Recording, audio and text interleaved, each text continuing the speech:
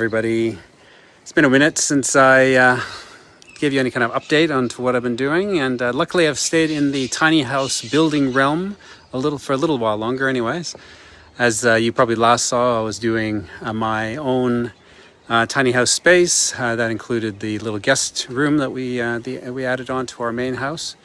And somebody from the inspiration of what I was doing was motivated to do their own tiny house, and I managed to convince them to do it in another semi-trailer. So I am truly becoming the semi-trailer building guy.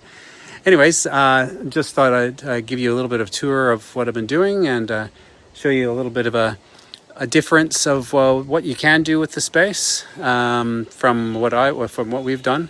And just to give you a sort of a sense of what I've been up to as well. So let's have a look. So this is the way that I come and go to get into the space, and eventually it will be sort of a little bit of a mudroom, indoor-outdoor space with a primary door, although we'll see soon the main door. But yeah, this will be probably a little place where you can change your shoes, and it'll house the electrical and some other little utilitarian stuff. So anyways, I did make it so that this door can still be used but is hidden away underneath this false ceiling, so that is a lot tidier than it has been. But this is pretty much the last of the blue walls. From here on in, we enter into the bathroom, which is actually getting quite close to being finished. As you can see, we'll have the vanity here, a place for our laundry machine. There'll be an extra shelf in here, which I am in the process of creating in this corner. And then you've got your composting toilet, which will go right here.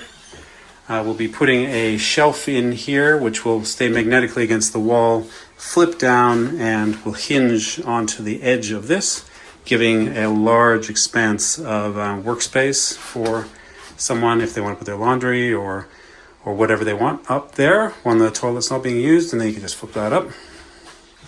On this side, a little bit of storage here, potentially some stuff up on the walls, and this is pretty much, obviously just the bath and shower area. We wanted to give it some level of privacy, but still be a nice place where you could sort of sit and look out the window possibly while you're having a bath. And it is a pretty private spot with a nice view looking out over the dam and the gums. And this will be all done in kind of a cool bunch of tiles. The client is interested in Tunisian and Moroccan stuff, so this should be quite a bold collection of tiles through this area. And pretty much this space. And this opens up into, there'll be a sliding door here into the kitchen. In the kitchen here we have the fridge, kind of little well with some storage above. The client was interested in having an open sort of space here for more big, large display type items. There'll be one that mirrors that on this side, and then there'll be a whole wall of open shelves that will surround the range hood. And then this, of course, will be where the range hood is where the cooktop will be, but this will pretty much be an open expanse of countertop. Otherwise, there'll be a sort of a large unit here for microwave and other coffee maker and all that kind of stuff, and kind of a low unit. But other than that, it's just an open expanse. And that expanse actually goes all the way across here to about here, where this will sort of turn into a bit of a breakfast bar, because we're going to have a large servery window here, which is this one that we can see under construction still. So that will be white, and will be added some gas struts, much like the one we did in our second semi-trailer, where you can flip that right open and then sit at the breakfast bar, which eventually there'll be a deck through these doors here, you'll see, that will connect that, and you could sit on the other side or whatever. So as you can see, it's a really nice airy space. So we've got this beautiful, huge skylight above, and that allows us to look up at the gum trees above, which is really nice. Plus there's this other window that we can look out towards the paddocks, as there's horses around and so on, and that's really quite a nice place to do your washing up from and have a look out the window there. So obviously we just got our van, a bit of shelving and so on, and there'll be an extra set of drawers and things here to complete the kitchen area. There's gonna be open rack kind of drying for plates and so on. So obviously the client doesn't have a dishwasher, so but she was interested in having that kind of open system where the plates can just drip down into the sink and become a storage place as well as a drying rack.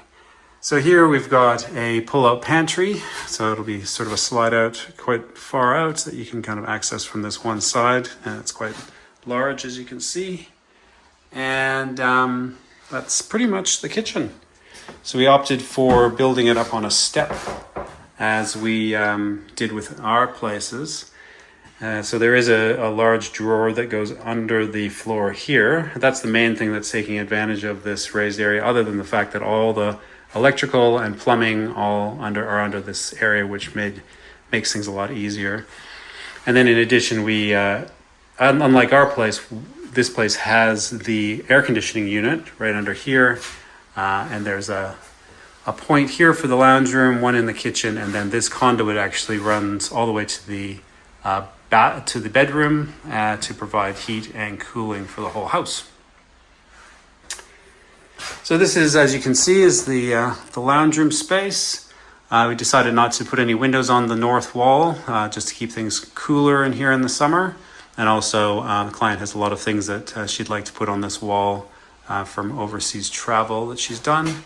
But with this giant opening here and this other window, it'll be quite nice. As you can see, I decided to add the sort of these kind of beam things as kind of a point of interest, which I always think is kind of a nice way to break up the ceiling a bit. And we also trickily made it so some of these were actually hollow, so we could actually to carry electrical wires through the beams themselves.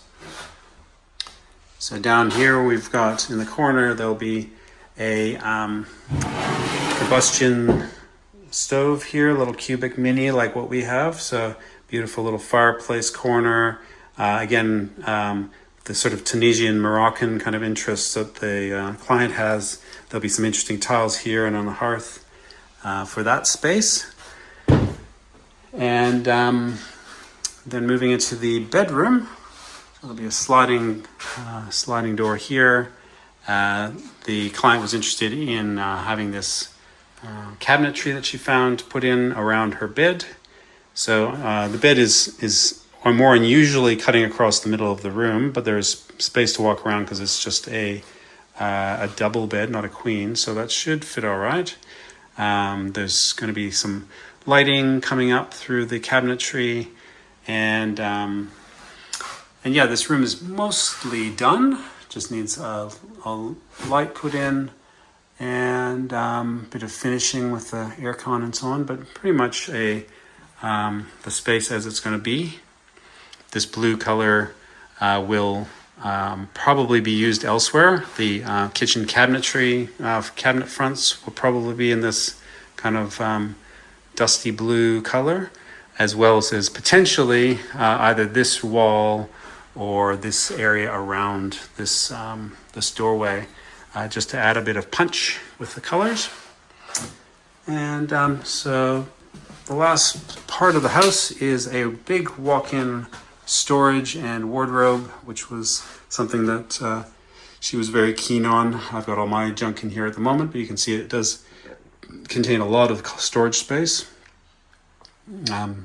She had particular boxes that can fit in these spaces very easily, very, very perfectly. So it'll be really maximizing this space.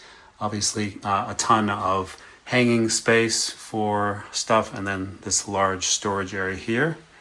And then there's a feature flip-up table that will lock in place that allows her to do sewing or other projects within this little room. And that's pretty much that.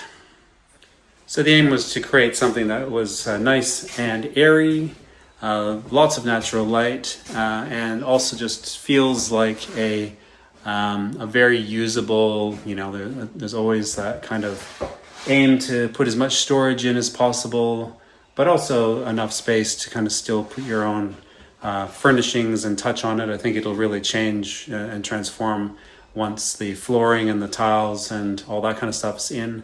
And then her furnishings and so on, which have a lot of ethnic or overseas collectibles that will, really kind of transform this place. But you can see, obviously, it's actually quite a decent size space, and it's testament to the size of these semi-trailers of what you can accomplish and what you have available to you. And then on top of that, of course, you've got the limitless weight and high ceilings. Although this one is not as high as ours, it still feels plenty spacious and airy. So that's the tour for now. We'll do another a catch up when I've completely finished it, and if my client is happy with it, I'll show you with it all completely fitted out with her stuff. So anyways, hopefully that gets you interested in this type of living and building. I could go into more of the detail, I guess, of council changes and so on, and what's now available to legally live in a tiny house on a piece of property, which is really quite a huge step for this country. And it's definitely a viable way to live, and particularly in a time when the housing crisis is really peaking.